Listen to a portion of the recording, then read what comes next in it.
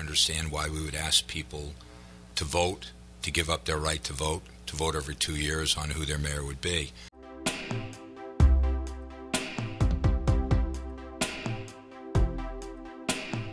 All right, so good morning, Scott. Morning, Chris. How are you this morning? I'm good. How's everything? Great. Thanks for coming in.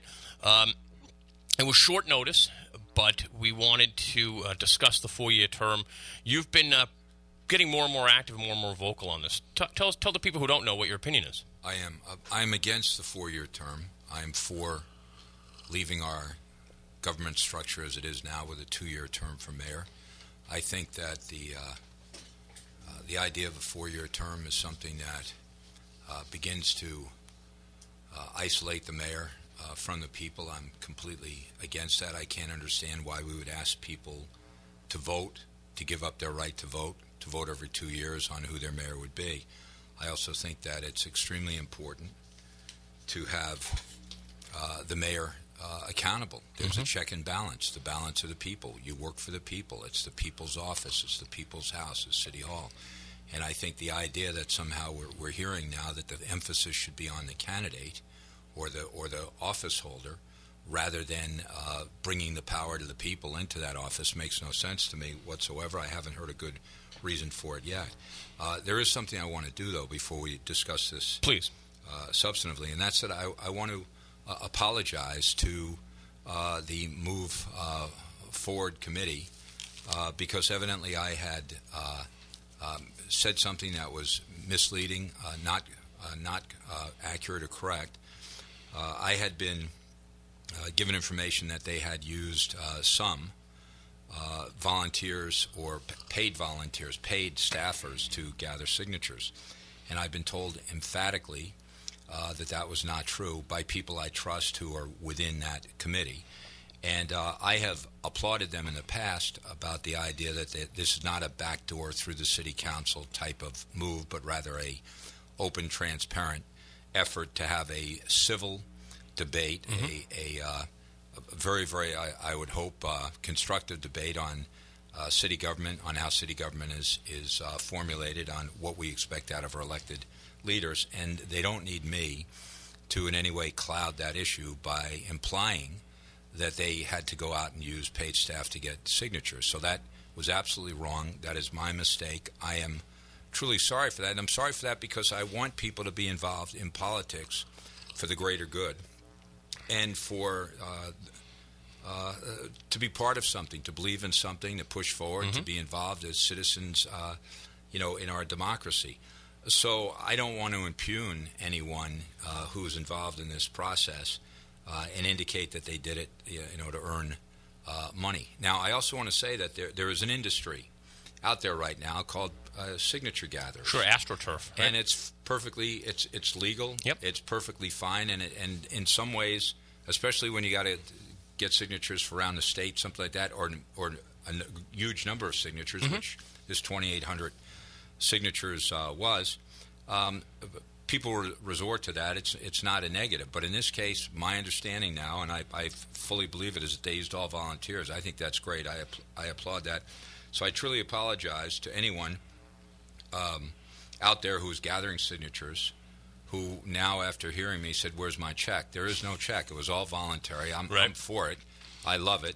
I hope one day you'll consider going and gathering signatures for me on an issue. So I want to get that straight. I misled individuals regarding this, and I want to make sure I'm taking full responsibility, blame for this. I had gotten some information that I didn't do my due diligence on. This is a good lesson for me in making sure that you check, double check. It's what journalists do every day, what you do, what the Standard Times does, and I need to make sure that people understand this is me. I apologize. Now, let's talk about the issue itself.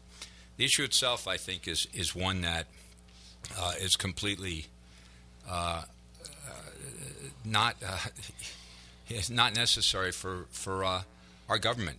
Okay. Mayors seldom have to worry about being elected to a second 2-year term. So the 4-year term, if you look at history, it's almost an irrelevant type of argument to make at this point that we're worried that the mayor only gets in for 2 years and then they're gone. If they only get in for 2 years and they're gone, there's good reason for it. And thank goodness we have a city structure that's set up that you can remove a mayor after 2 years if they're not doing a good job. But if they're doing any kind of job that people respect, they're going to get that second 2-year term. After that, you got to dig in. You have to be out with the people. You have to be meeting with people. You have to have City Hall open. You have to go to the events. You have to move the city forward. You have to care about why you were elected. You were elected as a public servant to serve the people. This is not a situation where it's too inconvenient to ask the mayor to be in an event or campaign. If that's the case, the person should not have run for mayor. And then I've heard, I know there's some people within the committee who say, and I read the newspaper article today. I found out some interesting things in the article today that I hadn't realized. Two people who were quoted are people that I think very highly of, or everyone who was in the article in one way or another I think very highly of. But two that I know pretty well, Victor Pineros and also Kristen Farland. I've known Kristen Farland since he was a kid. They may one day be great mayors. Terrific totally agree with you, yeah. Okay, great leaders. Yeah. The fact is you got to run. No one was born to be mayor. You got to run. You got to be out there with the people. You have to get the people's imprimatur to serve in that office.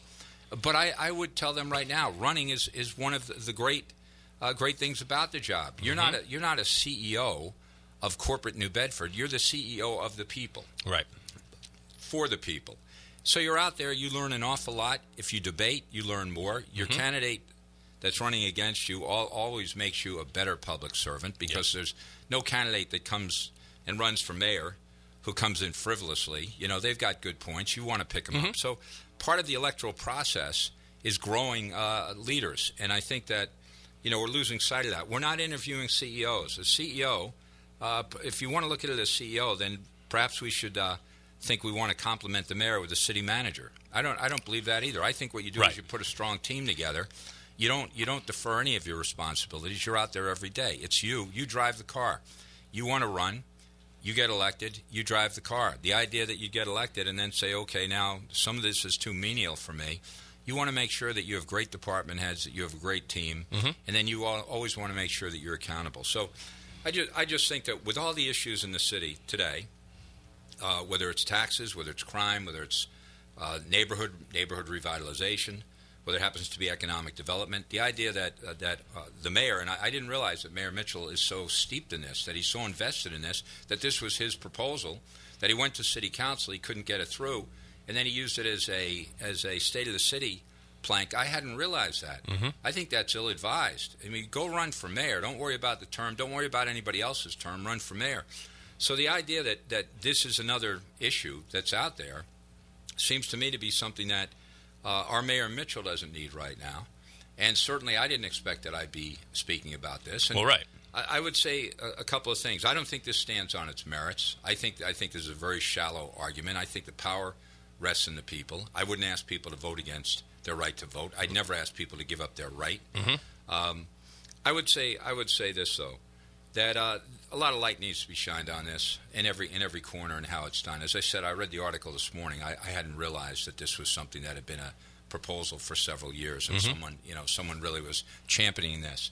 I would say that I'd be happy to debate, to participate in forums. I looked at it today. I realized that Mayor Bullard and Mayor Tierney support the idea that we maintain our current structure. That they agree with you. They agree with me, a 2-year term. Oh, you agree with them, however you want to. I agree with them. Yeah, I would. I agree with them. So I would be happy. We'll put together a GE College Bowl type of format. Some sort of a debate team. I'd be happy to participate in that. Raise money, pass a hat, give the money to the Neediest Fund, have the newspaper, the radio station involved. The other side could be Mayor Mitchell, who appears to have been the proponent of this. Former Mayor Kalis, who's now an appointed registrar, who's going to have to run in 2 years, and that will be a 4-year term. And then he can explain why a registrar should be a 4-year term, and if he, which it is now. And I would think that an awful lot of people will be involved in that debate regarding registrar and what your background is and what you need to be. So I think no one's hiding. Let's go. Now, they're one short. I'd be happy to have them pick anyone else they want to sit on their GE College Bowl debate team. All right. And debate this, and let's discuss it. They say it's inconvenient to be out there on the street debating. Campaigning. I think that's part of the job. I think that's what people do. I think it makes you a better mayor. they say you can't make tough decisions if you have a 2-year term. I think that's what you do every day, and if you don't do that, you shouldn't be mayor. They say that it's a situation where the people have voter fatigue. I think let's give the voters something to be excited about. Let's explain to them how we want them involved. Let's make sure that they are asked to vote on a regular basis. I think we saw it again this past week, the tremendous sorrow, the searing sorrow that we have, sympathy that we have to the 4 servicemen's families who were killed, ambushed in Niger. They were there basically protecting our right to vote, protecting the American way, protecting our rights as Americans to exercise our rights. Every monument in the city with those names on them that you drive by, and maybe you've looked, maybe you haven't looked. Every guy on those monuments died to protect our basic rights, and one is our right to vote and our right to understand, hold our elected officials accountable, make sure that we are the check as part of the balance. And that is something that's extremely important to me. By the way, when you go by any memorial in the city, tell your kids what it's about. Please make sure that you say a prayer for those fallen soldiers as well as their families. This is not day-to-day pop culture. This is seated in the very basis of the format of our country. You elect people who want to be public servants. No one was born to it. It isn't a job. It isn't a career. It's something that you believe that you can offer an opinion, drive a debate, lead. You work for the people. The idea that we're focusing on candidates. Who would want to run for mayor? I can tell you, we have great people running for mayor. Always have, right? And for office all the time, number one. Number two, if we don't do this, we're going to have voter apathy. Give people a reason to vote. Excite them. Explain how you'll change their neighborhoods. Bring jobs to the city. Explain to them that you're going to keep taxes down. We're going to drive out crime. We're going to work together. I need you. If I'm mayor, when I ran for mayor, when I was mayor, the first thing I do when I convened a meeting was tell me what the problem is and how I can help. Tell me what you're going to do and how I can help. And that's what you need to be. You're a public servant, period. If you start thinking about the candidates, you've lost your way. This isn't about the candidates. It's about the people. Mayors come and go. It's an interesting question, Scott, because it really has been below the radar this entire time. It really has been below the radar. You've been doing some things on your website, which is what? My website is scottwlang.com. I been talking about national issues in the train. Now all of a sudden I'm talking about the 2-year versus 4-year term, which kind of hit me like out of the blue, quite honestly. I mean, it's been 6 months or so. You're going to make a fundamental change to our city government. It should take years. It shouldn't be the kind of thing where if we have a low turnout or something or someone doesn't understand. The way it's listed right now, should the mayor's term be a 4-year term? It seems to me you probably needed paragraphs and paragraphs of explanation. A yes or no, vote no. If the government ever poses a question to you that can be answered yes or no and they haven't given you the explanation, always vote no. Never vote yes. I mean, this is you could teach a poli-sci course on this. And I would love to, and you'd have people coming in, different professors, 4-year term. There's philosophically, Plato, Aristotle said the following. Socrates, had another point of view. This is not a trifling type of a matter. This is a fundamental change to our city government. Vote no. Keep it a 2-year term. Hold the mayors accountable. When you look at, for instance, New Bedford and Boston aren't identical by any stretch, but just in terms of what goes on in Boston where they have a 4-year term, right? It takes an act of God, literally, to get a mayor out. You had to send Flynn to the Vatican, and unfortunately, Mayor Menino, developed cancer. Those are the last guys who left. A 4-year term allows a mayor to dig in so deep with his small core of supporters that you're literally going to have to get that mayor out like you're trying to take a tick out. It's not going to happen. The fact of the matter is that you need this ebb and flow. You need blood flowing all the time. You need someone to justify why they should continue to have the trust and the support of the people, and that's called an election. It only makes you better. It's not if you don't want to campaign, don't run for public office. If you don't want to campaign in New Bedford, please don't run for mayor. If you can't make hard decisions because you're worried about getting reelected, then you're a servant for the wrong reason. Right? If you think, I heard this interesting argument. Well, business needs a 4-year cycle because of the initiatives that business may bring to the city. It always takes 4 years. Well, suppose they come in on the 3rd year of a 4-year. So what? It's nonsensical other than the first day. Mm-hmm. You come in, you meet with the mayor, you get the support of the city council, you get the support of the city. Right. You move forward. Your mayor could change 10 times. By the time your project's done, if it's something like the train, you've seen a half a dozen administrations. Right. You hold the line. You push it forward to the next mayor and hold the line. Everybody works together. It's continuity. There's a half a dozen projects, a dozen projects that were given to me by Bullard, Tierney, Kalis, that I finished up. Right. I gave a half a dozen to Mayor Mitchell. He finishes them up. He's going to give them to the next person. Right. You keep moving it forward. It's not about the person. It's about the people of this city. If you really have the hankering that you think you've got to change the term to a 4-year term, then we better do it in a little bit more of a serious way than going and, God bless them, gathering the signatures. Mm-hmm. Yeah, they worked hard. Having a couple of hour discussion on the radio, or me putting out a couple of videos saying, please don't do this, and then having a vote. This should be, a 2, 3, 4-year process in which you're grinding it forward to try and figure out, do we really need to change? Mm-hmm. 100 years ago or so, they changed from a 1-year term to a 2-year term. Right. 2 years, they doubled it then. I haven't seen anything that says you got to double it again. I saw someone facetiously say, why don't we go every 6 months? In all honesty, if you're mayor, you go every day. Right. You go every meeting to every meeting. So my gut feeling on this is, please, voters, look this one over. Be careful. I'm voting no. That's my opinion. Vote the way you believe it's right, meaning every voter in the city. But as mayor, as a citizen, as an attorney in the city for a long time, having my own business, we don't need 4-year mayor's terms.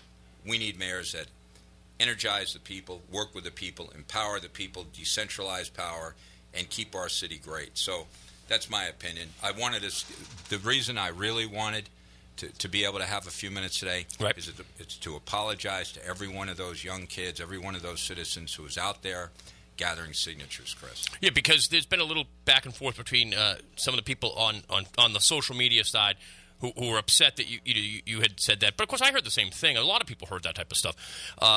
Do you have any – there must be money being spent, though. Do you have any sense of what money is being spent by the committee or where the money is coming from? Is there any documentation on this at all?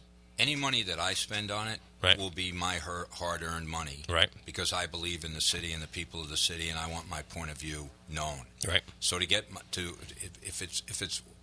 if it's the power of my voice, and I do it in a room, it's only the people in the room. Right. So I've used this social media, mm-hmm. which is something that is, again, I'm learning as I go. It's like walking a tightrope across Niagara Falls without the pole. Right. No life preserver, no barrel, right? Right. So I'm trying to figure it out, and I need to. It's important.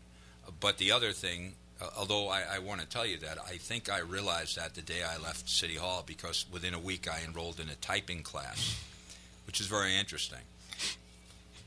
2-finger typing. Right. It's very effective. But the point is, so I knew I had to communicate right. rather than just by the sound of my voice. But I really think that the money spent on it is, at this point, I'm not even thinking twice about that. It's on the ballot. I want to make sure that we don't change our structure of government right. But overnight. Do you get a sense of where the money is coming from for the people who are pushing this? My honest feeling is I don't know, and I don't know what the requirements are, and I don't know how much money has been spent. Obviously, you got to spend money on this.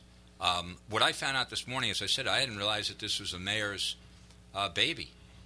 I thought this was, citizens getting together and saying, let's figure out how we can make the government better. Right. I thought that was great. I didn't realize he was vested in this. So my gut feeling is that the voters make up their mind. This, by the way, this has nothing to do with the mayor's race, per right. se. You've got 2 candidates running for mayor. They've got to make their cases. Mm-hmm. This has to do with the structure of government. Please vote no. Right, because it won't have an impact on this coming election anyway, if it went through. If it goes through, it will not have an impact on, right. on this election. I also hadn't realized that I already voted on this once in 1993. I'm sorry not to remember what I did yesterday, but the fact is this was on the ballot once before right. and knocked down. Don't change the structure of our government. Do not vote to give up your right to vote. It's a weird question to ask people to give up their right to vote. It's weird. It's the most fundamental right we have. It's probably one of the few rights you're born with. At a very certain age, you say, "I can't wait to be 21 or now 18 to exercise my right to vote." Right. We've got to start exercising our right more. You know, on this question, because there's people on the on both sides who I respect tremendously, and would probably, in most cases, find myself on their side, but I have just not seen a reason to go forward with this. Now, my good friend Barry Richard, who's here, you know, from 12 to 3 every day, he's in favor of it. You know, he lives in the city. He's in favor. So you've got a lot of interesting people on both sides of this question. But for everything Barry's been through in his life when he's taken political stands, right, and he's taken some courageous political stands. Certainly. I'd love to hear from Barry why he would support a 4-year term. I would think Barry, on many occasions, has held his breath till the next 2-year election. He has not always had great relations with mayors. Yeah, because he has the guts to say we need right. to ask some questions. Right. So I can't imagine Barry saying this is good. I want to ask that question and then wait another 3.5 years before I have to worry about getting an answer. It doesn't make sense to me. Hold them accountable. Right. They work for you. No one was born to an elected office. Let them campaign. If you support them forever. If you're unhappy, vote no. It may be just that dissension that has them say, gee, I better toe a line a little bit more closely to what the voters are thinking. So you've been listening to former Mayor of New Bedford, Scott Lang. We're going to take a quick break, and then the reason that we started talking about this, well, we've been talking a little bit, but is Mike Bonner wrote a great article in today's Standard Times. I encourage you to check it out, and he's going to be with us when we come back from the break. Thanks for coming in, Scott.